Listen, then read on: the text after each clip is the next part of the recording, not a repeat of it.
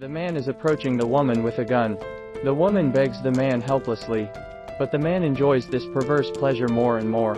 He takes the necklace from the woman's chest in an ambiguous manner. He slowly runs his tongue over the woman's cheek. Suddenly the desire is ignited. He grabs the woman's hair and gnaws on her lips. The woman cries out desperately. But the man is no longer satisfied. He laughs and asks the woman to take off her clothes. At this point the woman's eyes become stern. The man couldn't hold back any longer. He grabbed the woman's clothes. The action stops abruptly. The woman cries out. She stabs the knife into the man as hard as she can. 1 or 2 strokes. The man collapses. The woman's name is Amy. She is the daughter of Special Forces John.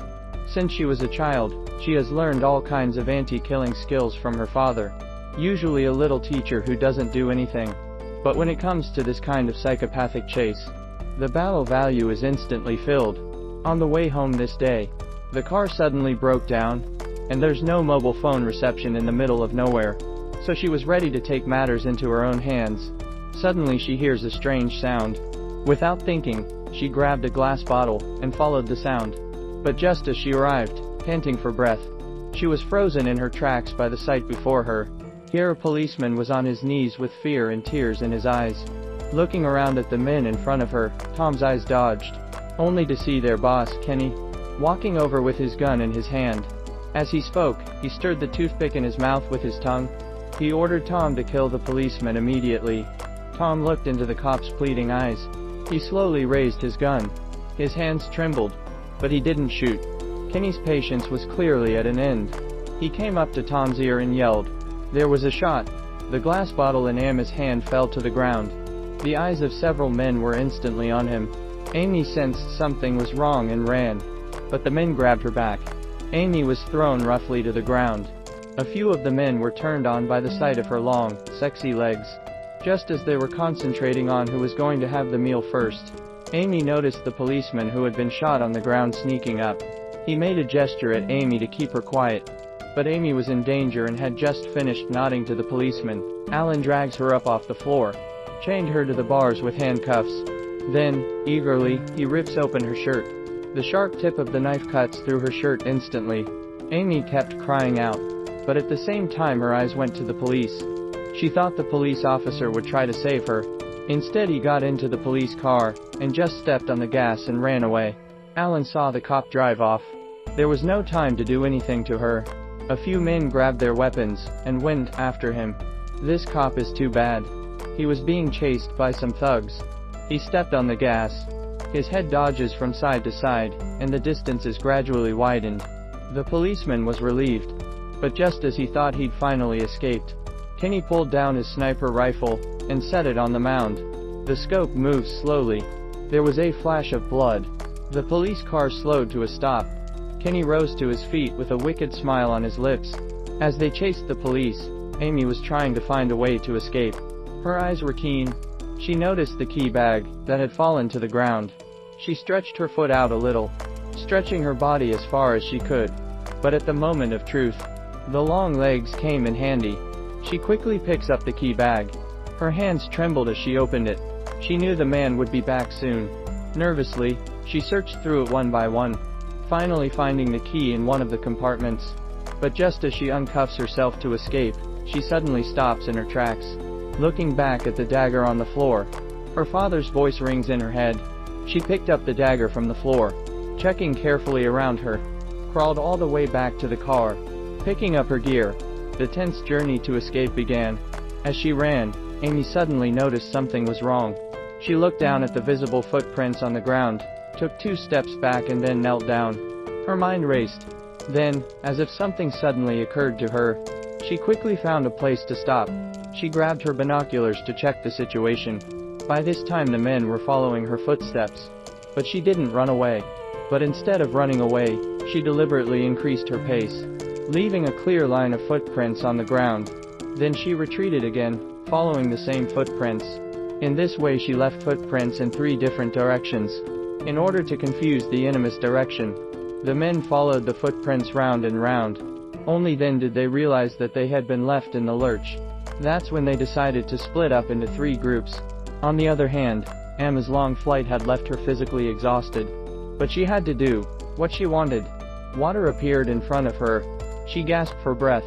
She took the water in her hands and slapped it on her face. It was as if she was instantly awake.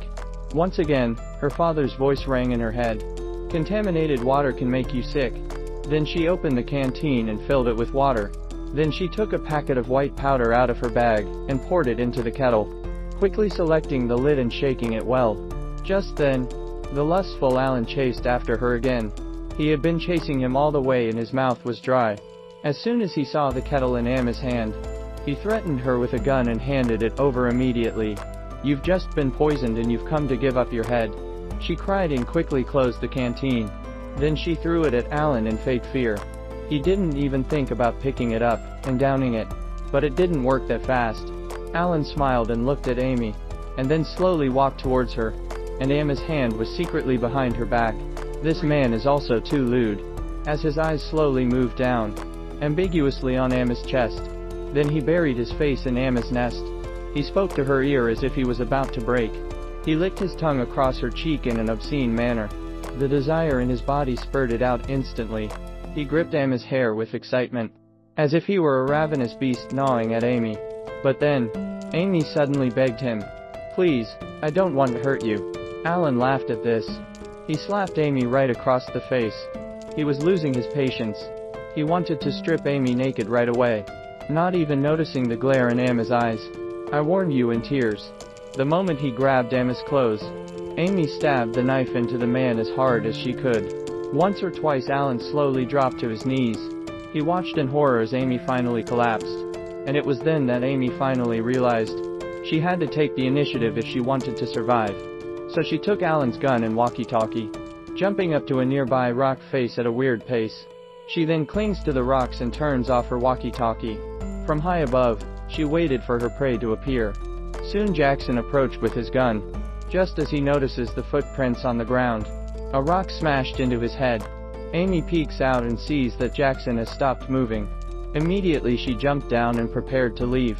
But what she didn't expect was that the man had a real head on his shoulders. He rose from the ground and grabbed her ankles. And then she was on top of him. Her hands were strangling her throat. Amy struggled and reached for the gun on the floor. Jackson panicked and grabbed her hand. As they fought for it, Amy gasped for breath. She picked up the walkie-talkie and announced victory to the 4 remaining men. Kenny was so angry he didn't even want a toothpick. Di took the others and immediately went after them. It was Tom who was the weaker one. She was spotted. Kenny immediately raised his sniper rifle and took aim. Amy dodges the bullet with a dazzling sidestep. She hid behind a rock and scanned her surroundings. Then she runs into one of the dilapidated houses. Kenny sends 3 other men to flank her. Amy killed her before she could see anyone. Only Tom had any brains. Pretended to surrender and begged Amy to leave him alone. He ended up shouting at Kenny as soon as he left the house. Amy came out after him and killed him with a flying knife. She went on to a kitchen with a gun in her hand. She meets B. The 2 men grabbed their weapons and fought. Amy was knocked down on the table with a punch. She grabbed a piece of iron with her hand. She grabbed it with all her might and threw it at Gunny B.